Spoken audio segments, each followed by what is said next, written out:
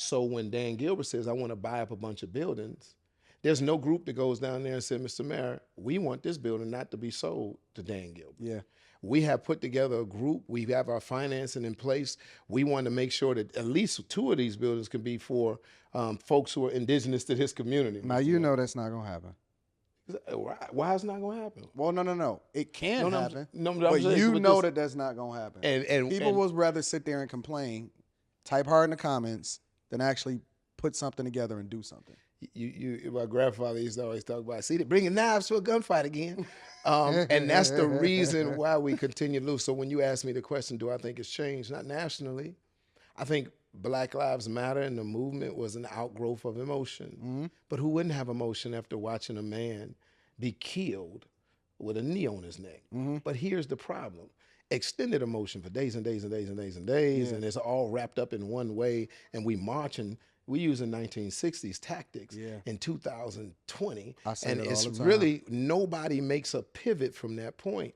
And so here it is, and I use this word in my book. So the niggerization process happens after that. So what happens is we start to cater to people differently.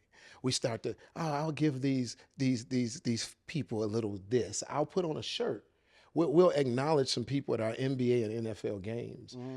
But there has been no power that has been conceded to the people in these towns where they need it, and the killing didn't stop. So how do we effectively engage some of these issues with the church, which got to be more than worship, with the church, with our governmental leaders? How do we work together? I don't believe that we should be having a beef with regular people, because I don't really see Congress folk and mayors, black mayors and governors, or even those people who are over primarily like a Mike Duggan, a predominantly black city, working together to figure out how we build a construct in those cities, or how we go to Biden and say, hey, this is what we need. Yeah.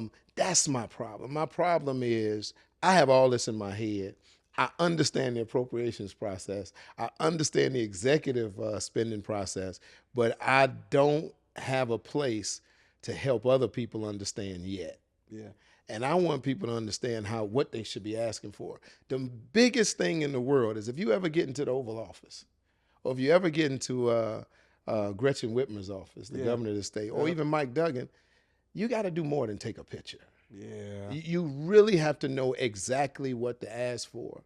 And politics is still a science, and I believe so many people are still using it as an emotional outgrowth for their community concerns, and not going to the table saying, listen, in the interior budget, you have put aside $2 million for cities of over 750 people, and it's particularly for such because you haven't studied that. Mm-hmm. And you haven't spent that money in over 3 budget cycles. We would like that $2 million to come to Gratiot and 6 Mile to be able to blah, blah, blah. We don't know. Well, you kind of talked about that the last time that we spoke, and that you highlighted how there's no reason for people to specifically, or for any community leader or future politician or anything like that, or for the Democratic or the Republican Party at large, to do anything differently based off of the idea that they already know what you're going to do and what it is that you stand for in the first place. So if you operate out of ignorance, and we know that during an off-cycle election, in which it's not a national election, but maybe it's something that's happening in which the millages is happening in your city, and whoever it is that's going to become the city council and the mayor, and we know that there's going to be a very, very low voter turnout rate, and this particular precinct or voter station is it's going to be desolate. Then why would they have any incentive in order to try to give you any kind of information outside of what they already know that you're going to do, to be able to tackle that? Speaking to communities, particularly in urban America, that really control the vote of the Democratic Party. People in urban America control that vote, whatever city you come from. No Democratic presidential candidate could ever win without you. So all I have to do to get you on my side is to make the other person a quote unquote devil. Yeah. So the political strategy is always to demonize the person that's on the Republican side. Mm-hmm. And if I can demonize that person enough, because people actively go out and vote against people more than they vote for people. Yeah. I ain't really for Biden, but I hate Trump. Yeah, that's what I they ain't really say. Yep, for you're this, right. but I hate this. And so that's what we do. I ran campaigns in this state. I ran them the same way. So I'm not absolving myself from being a Well, part no, of it's a this. strategy, right? It's a strategy. I had to make Freeman Hendricks the devil. So he gonna take everything from you. We gonna, and so I don't know about Kwame, but I'm gonna vote for him. Because that dude right there gonna kill us. So all we have to do is really do that in an election, and we win. At some point, we have to smarten up and say, wait a minute, we 90-something% of this vote. Yeah.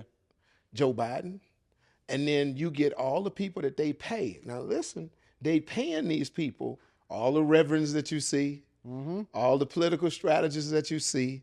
They paying these people millions of dollars. More people make more money in presidential election cycles. I used to demand 10, 12 million come down here to be spent with all of these different folks. All these, they making so much money. I'm gonna get on TV too if you paying me $1 million a month for the election cycle and say, Joe Biden is the only person that ever. Yeah, that's what they was. If I was a politician, which I was, I would do that. Yeah. But I'm not a politician anymore. I'm free. And so I want people to be free. I want people to understand that America ain't gonna go. It ain't gonna die. You can't love America more than anybody else now. Everybody, America's gonna die if we pick such and such. Stop it. Everybody is trying to get people in urban America to vote their way, whether that's the gay and lesbian agenda, whether it's the Latino agenda, and we're talking about borders. We vote for so much stuff that has nothing to do with us. And we don't have an urban agenda for criminal justice, for education, for after-school programs, for women to work programs in our community. So many women-led households. Why are we not having programs specifically engaged for them in urban America, and the money is being spread around the whole United States of America, where the problem is in urban America and in places like Detroit and Chicago, which could partner and go together for money. But I want to be able to talk to people about this, but people can't be scared when we get to the Oval Office. It's a business meeting. Stop treating it political. So let me ask you a question. Let me stay there for a minute, because I do want to. How much power does the church have when it comes to the political process? Because you mentioned, kind of how much money is being spent during these election cycles and things like that. How much power does the church have when it comes to determining, or even controlling what's being demanded of a lot of these different politicians that then come and campaign, or they're advocating for them to vote for their particular guy or their person? I believe that the church had a tremendous amount of power up until the 1990s. After the 1990s, when churches, white evangelical churches, were siding with the conservative candidacy, and black churches were mostly propelling Democrats or propping up Democrats, then the church lost its independence. Now there's no independence within the political structure of the church. And so you have so many people now, they just Democrats. It's just a church full of Democrats. But here's the problem. Issues that deal with morality, we can't really take a stand on. You can actually love the person without loving what they're into. And so the issues of abortion, the issues of gay and lesbian agenda, it's all of these different things, because the lack of independence is there, people can't even have a position on those things. And it's diminished their ability to be strong. And it's diminishing their ability to be independent.